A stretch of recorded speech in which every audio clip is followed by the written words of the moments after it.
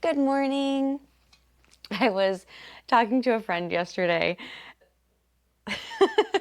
talking about dissatisfaction in the sex life or wanting more of something, wanting to broach a topic within intimacy and didn't know how to do it. And I was like, girl, you gotta be able to communicate dissatisfaction without kicking a man's ego in the balls.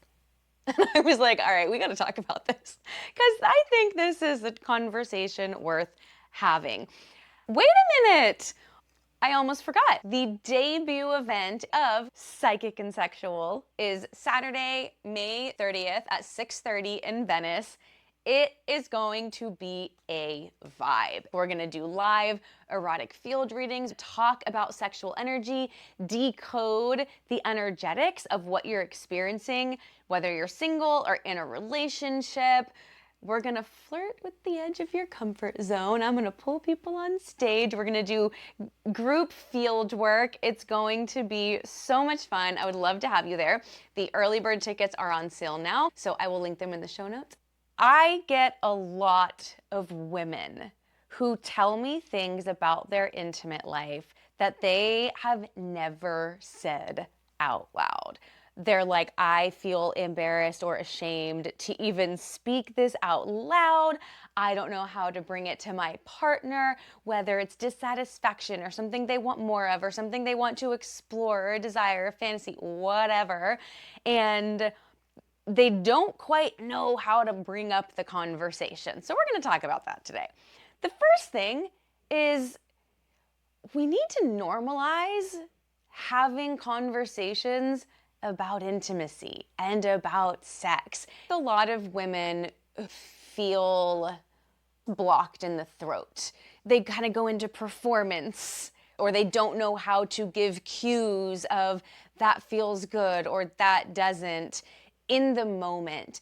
And the first thing to note here, you've got to learn how to speak through your body, not just through your words or from your mind. The moment you're in your mind, you're no longer present in your body and in your heart. And that pulls you out of the moment. You're then disconnected because the thing that keeps you most connected during sex, during any type of intimacy, is a heart connection. It is an expression of love. It is an expression of energy through the body. And if that energy isn't able to fully flow up through the body, then you're not going to fully feel. You're going to feel kind of numb. It's going to be going through the motions without deep feeling. So one is in the moment, you got to practice coming back into the body and letting your energy speak through your body. That might be a when something feels good, or that might be a when your body closes. And if your partner is attuned to you, he hears you, he sees you, he feels you. Your body is an instrument. It is an instrument that can be played as energy moves through it. And as you pluck those strings just right, this beautiful song plays. Ah! And if you pluck something wrong or it's out of tune, you kind of miss a note, it sounds clunky. It sounds like, ugh. You're like, ugh. You know, you can hear it. And so there's feedback in real time. So the first thing to note is that the conversation doesn't start with words in conversation. It starts with being present in the moment and allowing your body to speak, not faking satisfaction when it's not really there, because you are then communicating something that is not how you actually feel. And the people pleasers are gonna probably resonate with this one, because if you're a people pleaser, if you're empathic, if you feel other people's emotions, which a lot of people do, it can feel difficult to give feedback that isn't positive. But this type of conversation and feedback starts in the moment with the way that you allow yourself to emote. If you are fully present in your body, if you're fully present in your heart, and you are allowing yourself to emote, there's not a lot of guesswork to happen. That's the first line of communication that goes beyond words. Then normalize sex talk. Normalize intimacy talk. Just like you have a check-in about your relationship or a check-in about the family meeting, you have these check-ins, right? I think if you're actively building a conscious relationship, there's communication built in. There's time set aside to talk about the relationship, the family, the business, the finances, the sex life, the intimacy. That needs to be a part of the conversation, because I firmly believe, and I've seen it for years, that your intimate life, your sex life holds a lot of clues. It will point you to other things in your life. A lot of your inner world is reflected through your sex life, through your intimate life. So you got to be open and willing to go there, not just in your partner, but in yourself. So in this normalizing of the sex talk, of the intimacy talk, I like to play with the idea of positive, neutral, negative, or green light, yellow light, red light. Something that can give a structure to the way that you communicate that starts with the positive, that starts with praise. I love when this happens. This is my favorite. This feels good. You are so good at this. Praising your partner and praising the experience so that they know what's working, and vice versa. And I like to phrase this in a way of asking. It's one thing to just bring something to a partner and kind of put it on them. It's another thing to say, how can we make this better for both of us? How can I be a better lover to you? How can you be a better lover to me? How can we be better lovers together? It's a team sport. And I think the moment that we get in our head, it separates us and it no longer feels like a team sport. It feels like me against you and trying to get you on board with something that I need or want or desire. And that actually pushes you in the opposite direction that you're wanting. So you can lead with questions. If these conversations are not normalized in your relationship, start with questions. Like, what do you love about our dynamic? You know, what do you like about our sex life? What would you want more of? What do are you, I would love to talk about our sex life and create exploration there. I would love to explore our sex life more. Like, let's talk about it. So it's not initially coming off as something's wrong, which can easily be internalized as I'm bad, I'm not enough, I'm failing, I'm gonna lose love. It can trigger our deepest core wounds. So you wanna be really in your heart with these conversations, because that is what is going to be the connection point that allows you to stay on the same team. Okay, then start with questions like, what was your favorite part of last night? Start the conversation on a positive note. Start talking about everything that you loved. And then, okay, look at what was more neutral. What didn't necessarily do much for you, or what was more of a yellow light. Like, could take it or leave it. If you love it, great, it's neutral for me. I love it, it's neutral for you. Okay, great, cool. Like, I'll do that for you because I love to please you. I love you being in your pleasure. I love you feeling lit up, and it's neutral for me. So no skin off my back. And then you can ease into the light, or the desires, or the dissatisfaction. And the way that I would phrase any type of dissatisfaction is from a neutral stance. When this happens, I feel this. You know, when you did that thing last night, I noticed I just kind of tensed up. When you did this, it kind of went numb. Like, I wasn't really feeling anything. Or when that happened, it actually started to hurt, but I wanted to keep going because you seemed like you were enjoying yourself, but I was kind of overriding my own body because it wasn't feeling good in the moment.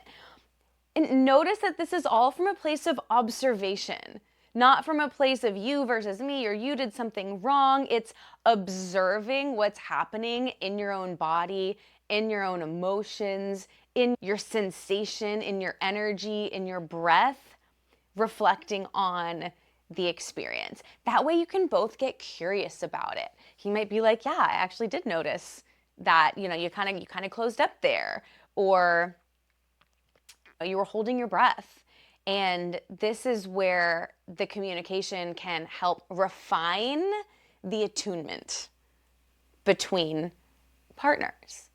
Because if your intimate life has been largely friction based to get to a goal of a peak experience, then there's a lot of attunement that is missing from the dynamic, because just friction alone is actually the least amount of sensation that is felt. The most sensation, and therefore pleasure, is felt with energy. And you feel energy when it's slower, when you are attuned to each other, when you can feel each other's heart, when you can feel each other's energy, where just a tiny little touch on the neck causes your spine to open, to roll, to ride. Then he sees that. It almost feels like slow motion. And that's just the opposite of what we've been taught about intimacy, especially through porn, which a lot of people have learned about sexuality through porn. And it's just not accurate for a lot of people. And that's why a lot of porn can be so aggressive and friction-based, because both parties are pretty numb. Both the penis and the clitoris, the entire vulva, is very, very sensitive. And when there's a lot of friction, or it's fast, it kind of numbs it out, and you can't feel the depth of sensation that is available there. And I can tell you, the most profound, multidimensional, fulfilling sexual experiences that I have witnessed or experienced have been without a lot of friction. Sometimes without even penetration. Sometimes with breathing and light touch, and you enter an orgasmic state rather than skipping over that and trying to get to this peak experience, and then you're chasing it with friction when you really can't feel and you're fighting yourself. So again, this attunement to yourself, this attunement to your partner is the first line of communication, because your body speaks, your energy speaks. It's going to be more of a verbal conversation if you are not energetically attuned. There's going to be less conversation that's needed if you are energetically attuned. When you are having that talk, it's a team sport, and you want to speak to the man that you know him to be. You want to speak to his strength, his love, his confidence, his kingdom, while also recognizing that there's a little boy in there, just like there's a little girl in you. And how would you feel if your partner came to you and was like, this isn't enough, I want more of this, I'm dissatisfied, we're not having enough sex, or this isn't lasting long enough, or complaint is not the way. Complaint is not the way. You've got to evoke what it is that you desire.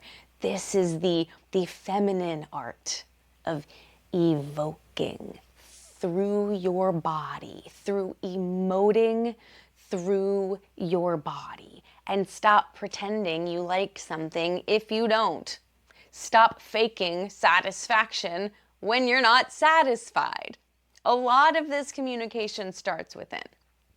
We're allowing our bodies to speak. We're allowing ourselves to emote, to feel, to open.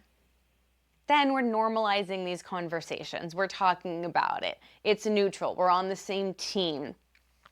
The three most common complaints that I hear from people in their intimate life that they are so afraid to bring to a partner is, you want it to last longer. 2, you want to explore the darker, the dirty, the different dynamics beyond vanilla sex. And there might be desires or fantasies, or it just feels vanilla. I had a client who was like, I'm in the healthiest relationship of my life. We absolutely love each other. He's everything I've wanted. He checks the boxes. I know he's my person. But I had the best sex with unavailable fuckboys. And now I'm with the love of my life and it's vanilla and kind of dull. What do we do? Like, how do I do this? And we worked together for about a month. And after one session, she messaged me and said, we just had the filthiest sex of my life. It was delicious and I love him and it was so good. I can't wait to see what the rest of this month brings, because hot damn, that was worth the whole month.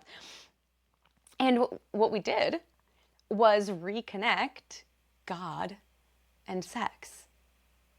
She was in this loving, sacred relationship and felt disconnected from the darker textures of eroticism. Whereas in these unavailable relationships, these toxic dynamics, they could go to those dark places, but it wasn't a healthy relationship. And as I traced her sexual energy through her body, we found the core root of the issue, and this is the case for a lot of people, is that God and sex have been severed in our psyches and in our bodies. And we feel like these darker textures of eroticism are bad, are wrong, are sinful, are not holy, are not sacred. And that could not be further from the truth. You can have super dark eroticism that is sacred and love-filled and holy and heart-connected. And so that's what we did, is we reconnected God and sex in her body. And by the end of the session, her body was opening, her energy was moving, she was moaning. She was like, oh my God, I'm back. This is it. I'm alive again. And then she was able to bring that to her partner. There was no conversation needed. She was able to reconnect to that darkness and that depth within herself that she was wanting to get from her partner. We don't need to get it from our partner. We need to embody it. And then that can evoke it from him. And that's all it took. So again, the first line of communication is through your own body. And think about, if there is something like that where you want more of something, or you want to taste a texture of something or explore something, rather than seeking to get that from your partner, find that within you. If you want to be hunted, become prey. If you want to be worshipped, embody the goddess. If you want to be fed, come hungry. You've got to be what it is that evokes what you want.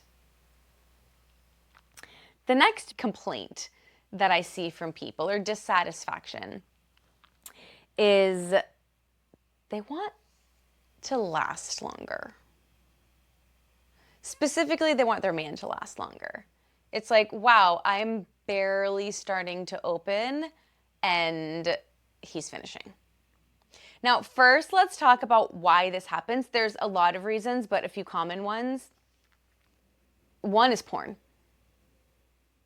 If a man watches a lot of porn and his ejaculation is triggered, by audio and visual cues. The moment something starts feeling good for you and you arch your back, which is a visual cue, or you moan, which is an audio cue, his pleasure circuit in his body is saying, oh, there's the cue, we're going to orgasm. Oh, there's the cue, we're going to orgasm. Porn truly does rewire our pleasure circuits, and it completely bypasses the heart. People who watch porn are trained to orgasm from visual and audio cues without any type of emotional connection. So when you do have an emotional connection with somebody and then you go to be intimate with them, that can kind of throw your system for a loop because that's not how you are used to feeling pleasure. And so it can take some practice and repetition to let go of the porn, attune to your partner, stay in your heart, and let those pleasure circuits rewire. So porn is one reason. Another reason is nervous system capacity. Sexual energy is such a force. It is such a force. And it takes presence and being able to breathe and be present in your body and with your partner to be able to feel that much sensation without dropping it, without leaking it, without going over the edge, without ejaculating. Now, for men, orgasm and ejaculation are two completely different things. Men can have an orgasm without ejaculating. This is where semen retention comes in. And I am a huge proponent of semen retention for a lot of reasons. That can be its own episode. Well, for now, we'll just say, one, it's the most natural form of birth control.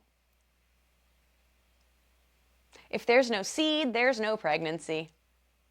If you can control your own energy, if you can harness your own energy and harness your own seed to be able to keep that in your body and flow your sexual energy up through your body, one, you get the healing benefits of your own sexual energy, and two, you can orgasm without losing your seed, and then without getting extremely tired afterwards and depleting your life force.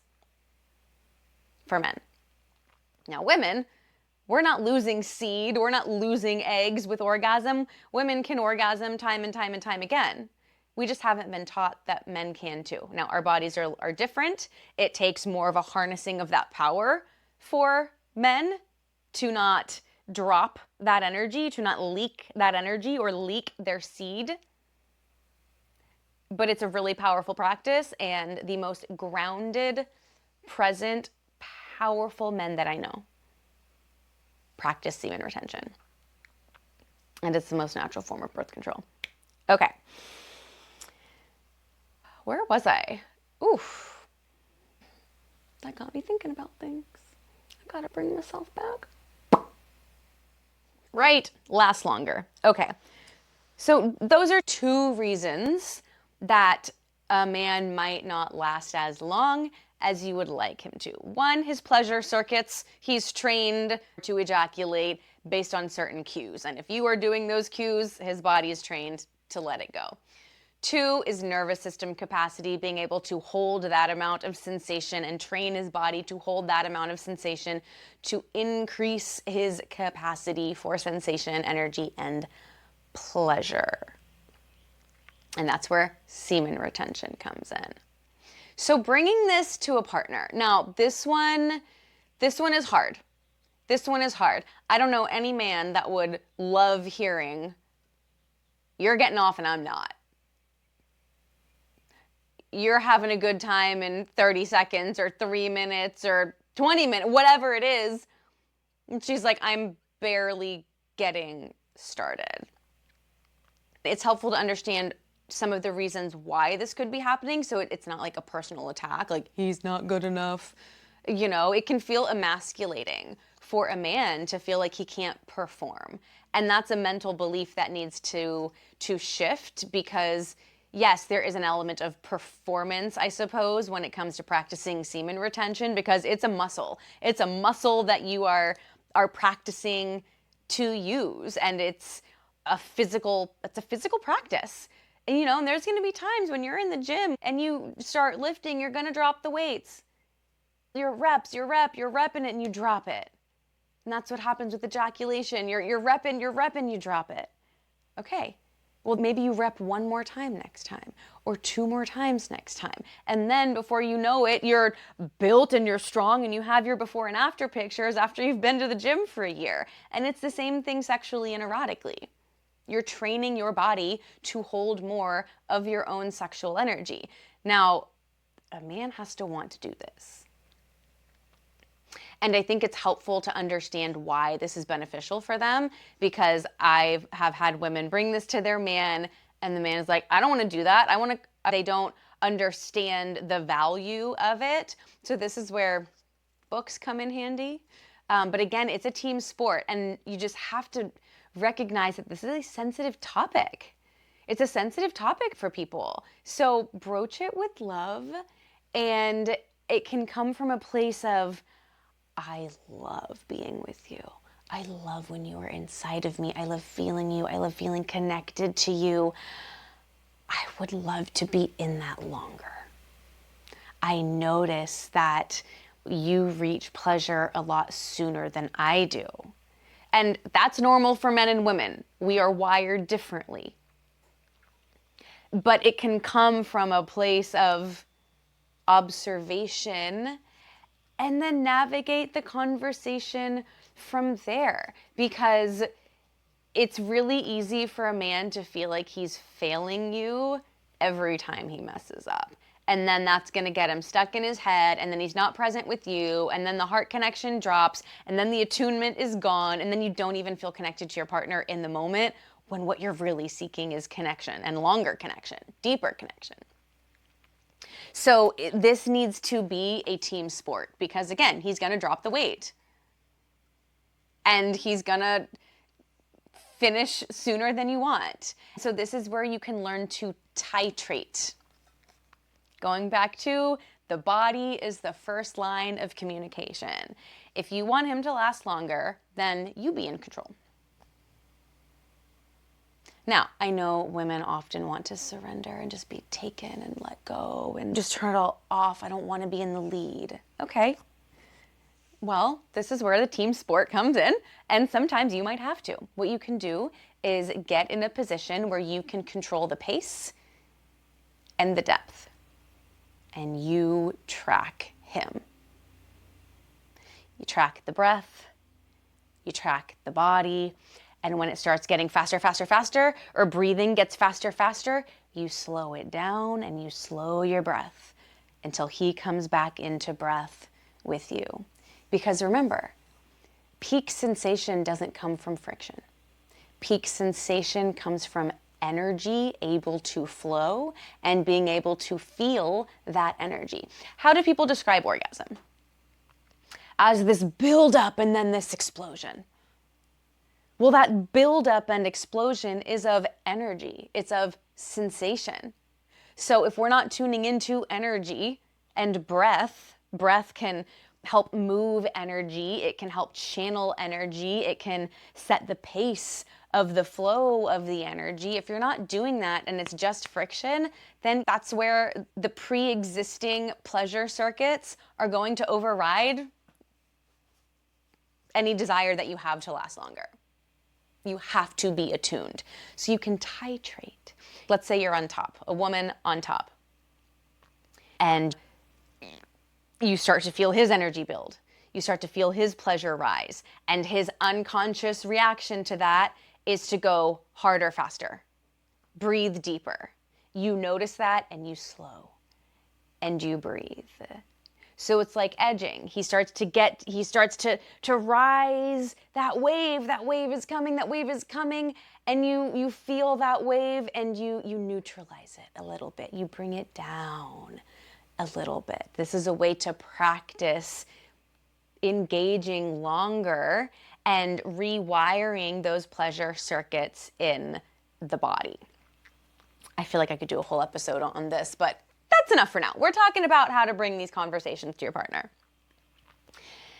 The third common complaint is I just want more. I feel like I have a higher sex drive. They're not interested. Or they are interested, but I want more than they do. And I don't know how to bring that to them. Get curious. Not you're not giving me enough. Nobody owes you anything.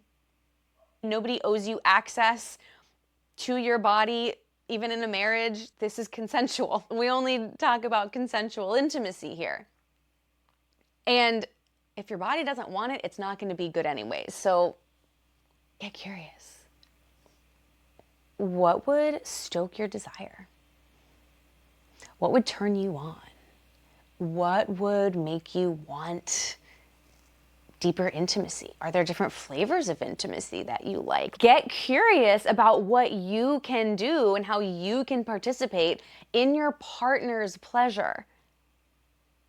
And then you can engage in that pleasure with them. So again, a lot of this is curiosity and a lot of this is attunement. And when you are going to have a conversation, not coming from your head, not something that you've rehearsed. If you're in your head, you're not in your heart, you're not in your body. The number one tip is to be in your body, in your heart, and let that speak. Don't sit down with a pen and paper intellectual to have the sex talk. Go sit in his lap and stroke his hair and give him a kiss and say, I just love being intimate with you. Can we talk about our sex life? Is now a good time? Timing is important. This has got to be the right space where both people are receptive. But if you lead with your body and you lead with love and you lead with your own eros in your own body, energetically alone, your eros will stoke the flame of his own eros. They will start to attune, or vice versa. A man grounded, present, in his heart, penetrating presence and eye contact and feeling his own eros, nothing turns a woman on more because we feel it. So, for the 100th time, the first line of communication is through your body, through your energy, through your eros, and getting curious about how you can both serve each other and serve the totality of your sex life together. And you know, a little praise goes a long way. Who doesn't love to be praised? Who doesn't love to hear what they're doing right? Who doesn't love to hear how much you love to be in intimate connection with them? And then let it go from there. Try it for a week. If you've been trying to have a conversation, it's not really landing, or there's like a fight happening, or there's any kind of loop that you're in, I challenge you for 1 week, don't talk about it with words. Speak through your body and see what happens. Thank you for joining me on this sleepy morning of Psychic and Sexual. I'm Jessica. I will see you next time.